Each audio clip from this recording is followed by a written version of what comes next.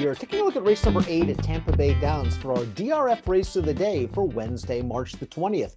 Let's take a look at this field. We've got some maiden special weights going 3/4 of a mile. These are some older horses, 3-year-olds and up. Mike, field of 8, several first-time starters, a couple of horses with racing experience. The 4 D Hopper, the 7 Boy Oh Boy. They're your 2 morning line favorites, but you got to deal with lengthy layoffs for both. Yeah, that's true, Dan. I think it's the main question surrounding the 4 D Hopper, he kind of feels like the horse to beat here, but it is a very long layoff and it's a trainer change. Mike, there's nothing you and I like more than a Duncan run. We've went more times than we can count, and he's going to be making his career debut from the rail. He is a son of Omaha Beach who clicks 22% with first-time starters. The Dam won a couple of sprints. This is a little bit of a versatile pedigree. He's a half to a stakes winning turf sprinter. The Dam's a half to a stakes place dirt router, has to deal with the inside post.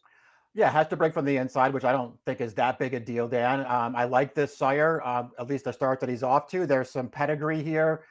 This is the female family of Rubiano. So there's some real quality in this pedigree. This horse breezed 10 flat last April, but didn't start as a 2-year-old. I don't know that much about this trainer, Dan. She's only had 3 first-time starters so far, and none of those, did really that much running, but they were all big prices.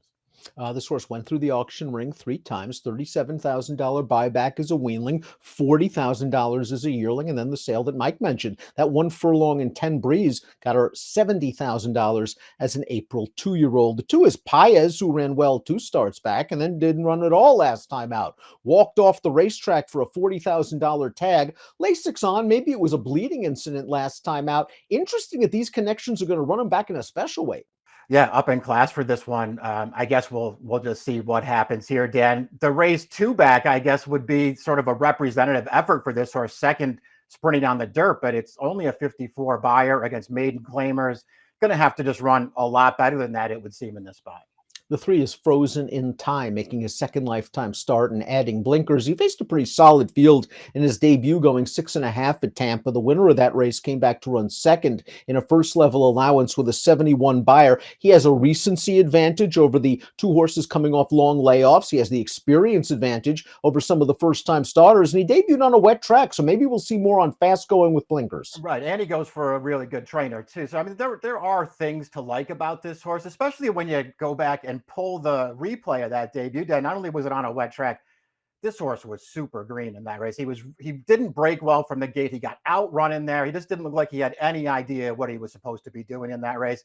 I suspect he's going to benefit from that experience, and I'm going to suspect he'll run a better race this time.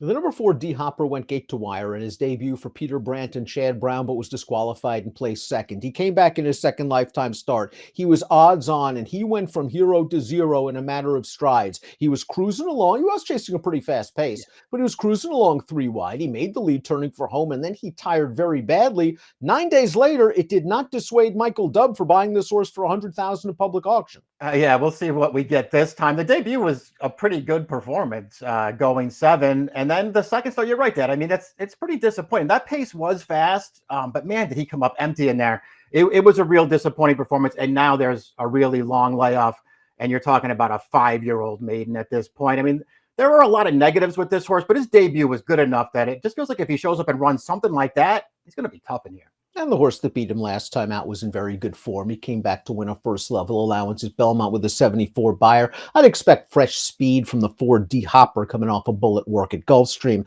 The 5 is Mr. Demeanor, a first-time starter, a 5-year-old first-time starter by Poseidon's Warrior. The Dam won a couple of times on the turf. This female family just seems all grass.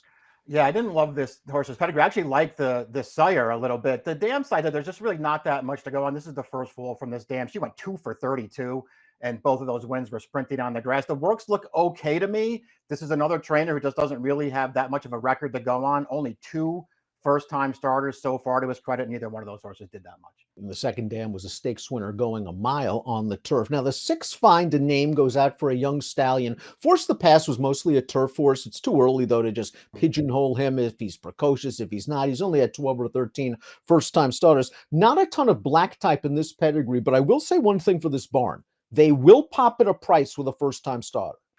Exactly. That's the most interesting thing about this horse. I didn't, find a ton of pedigree here either. This is another first foal from the Dam who did win twice, two very low-level claiming races, sprinting on the dirt. So there's not a lot of pedigree, but this is a really good trainer. Not only does he win races, but he wins with first-time starters. As you mentioned, he does it as prices. The overall percentage isn't big, but the prices are big. Boy, oh boy, is the number 7, and he'll be making his dirt debut off a lengthy layoff. We haven't seen him since this race back in August over the Tapeta surface at Gulfstream Park. He has a long way to go turning into the stretch. He's going to rally for second. It was a solid performance, and this is a horse that puts up solid figures, whether it's turf or synthetic, sprint or going long. He has to deal with a layoff, and he was listed as a vet scratch at Tampa Bay on February the 11th. Yeah, too many things I didn't like about this horse. The surface switch is probably chief among them, Dan. They just haven't really tried dirt with them. And I know that he ran fine in that race we just watched, but that's about as good as a trip will get if you're trying to come from off the pace and never had to leave the rail. I just thought he sucked up and got second in that race. I just hate the fact that he started 6 times, 4 seconds, and I don't see a ton of excuses for this horse. Of the first-time starters, the one likely to take the most money is the 8, 46 cents, who's a half-brother to Well-Defined, who won the Sam F. Davis Stakes at Tampa Bay Downs. The second dam was a stakes-winning dirt sprinter. His sire, Kozan, does well with first-time starters, and Kathleen O'Connell is one of the more solid trainers on the circuit. Just seems like the right first-time starter, I guess, if you want to put it that way. He'll probably be the one that takes the most money too, though, so you can decide what you want to do with that. Kathleen O'Connell, though, especially the first-time starters here, Dan, at Tampa Bay over the last 5 years, 25% with first-time starters sprinting on dirt, 250 for the ROIs. And these horses run well and they outrun their odds. And Antonio Gallardo takes the mount. Before we get to our top selections, please click the subscribe button on the Daily Racing Form YouTube channel for the latest DRF videos. Top pick time for our Wednesday race of the day. I think reluctantly somewhat. Yeah. We go with D Hopper at a short price. I'm not sure I really want to line up to the windows to bet this horse, Mike, if he goes off at something to 5, but he might have too much speed for these. Yeah, that's kind of how I looked at it too. I struggled with this race a little bit, Dan. I don't think it's that interesting from a betting standpoint. I'll side with D Hopper here as far as picks go. If I wind up betting the race, it'll probably be because the 3 is some kind of really big price. I just thought he was so green first time out.